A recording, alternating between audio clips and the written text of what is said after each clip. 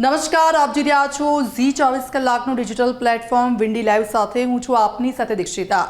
આજે છે 8 તારીખ અને આજે હવામાન વિભાગ શું કહી રહ્યું છે, કઈ કઈ જગ્યાઓ પર વરસાદને લઈને આગાહી કરવામાં આવી છે, કઈ સિસ્ટમ એક્ટિવેટ થઈ છે અને તેના કારણે ગુજરાત સહિત અલગ અલગ જે રાજ્યો છે તેના પર તેની અસર જોવા મળશે। વિન્ડીના માધ્યમથી એ આપને અમે જણાવીશું કે કઈ કઈ જગ્યાઓ પર વરસાદનું જોર વધારે રહેશે।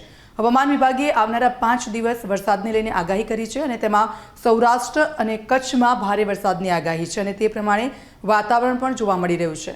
વિન્ડીના માધ્યમથી આપણે જોઈશું। અત્યારે હું આપને બતાવીશ કે આ સિસ્ટમ કઈ જગ્યાએ એક્ટિવેટ થઈ છે। તો આ જુઓ, મહારાષ્ટ્રનો આખો વિસ્તાર છે અને આપને આ રેડ કલર, એક ગુલાબી કલર છે, એક ગ્રીન કલર છે અને સ્કાય કલર જેવું દેખાઈ રહ્યું છે।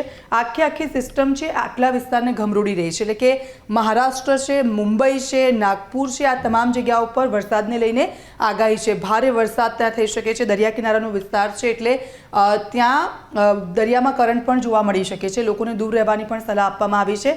હવે આ સિસ્ટમની અસર કઈ રીતે ગુજરાત પર થાય છે તેની પણ આપણે વાત કરીશું।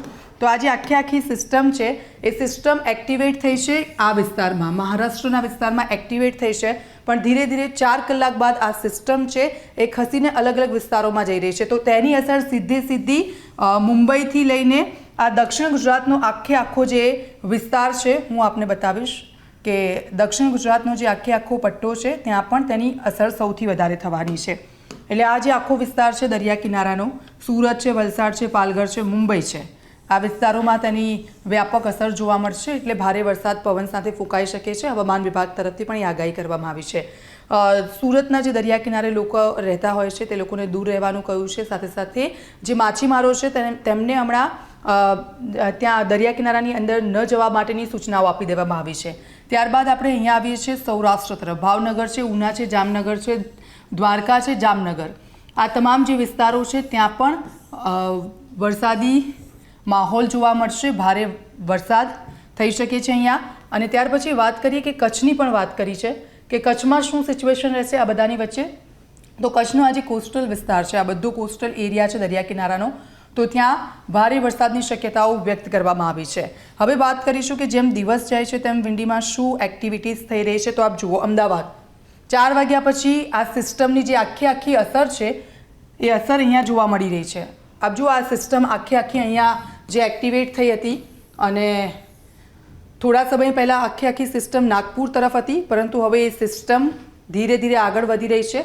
એટલે જુઓ, અહીંયા ઇન્દોરમાં પણ તેની અસર જોવા મળશે, ત્યારબાદ દાહોદમાં તેની અસર જોવા મળશે, વડોદરામાં તેની અસર જોવા મળશે, અમદાવાદમાં 4 વાગ્યા પછી ભારે વરસાદની શરૂઆત થઈ શકે છે। ઉત્તર ગુજરાત તરફ આપીએ તો મહેસાણામાં પણ અસર થઈ શકે છે, પાલનપુરમાં પણ। એટલે ઉત્તર ગુજરાત, દક્ષિણ ગુજરાત, મધ્ય ગુજરાત, સૌરાષ્ટ્ર, એ તમામ જે વિસ્તારો છે ત્યાં ભારે અસર અને વરસાદ થઈ શકે છે। એટલે 4 વાગ્યા પછી જો આપણે બહાર નીકળવાના હોય તો સાવચેતી રાખજો, કારણ કે વાતાવરણમાં પલટો આવશે અને વરસાદ થઈ શકે છે। અત્યારે દક્ષિણ ગુજરાતમાં સતત વરસાદ છે, વરસાદે થોડો વિરામ લીધો છે, પરંતુ એ વિરામ બાદ જે પરિસ્થિતિ સર્જાઈ છે, તમામ જગ્યાઓ પર પાણી ભરાઈ ગયા છે, પાણી થોડા ઓસર્યા છે, એટલે લોકોને થોડી રાહત થઈ છે।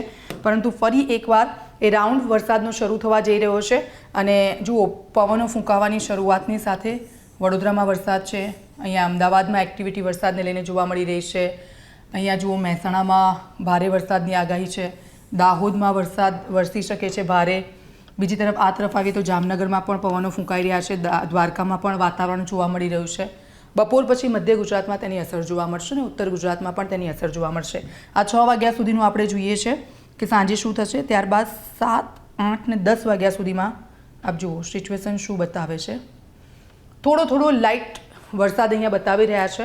એટલે આખા દિવસમાં 4 થી 6ની વચ્ચે ભારે વરસાદની શક્યતાઓ છે। દક્ષિણ ગુજરાત પર તેનું જોર, સૌરાષ્ટ્ર અને કચ્છમાં પણ ભારે વરસાદ રહી શકશે। તો આવી જ અપડેટ્સ આપના સુધી પહોંચાડતા રહીશું। આપ જોડાયેલા રહેજો ઝી 24 કલાકના ડિજિટલ પ્લેટફોર્મ સાથે।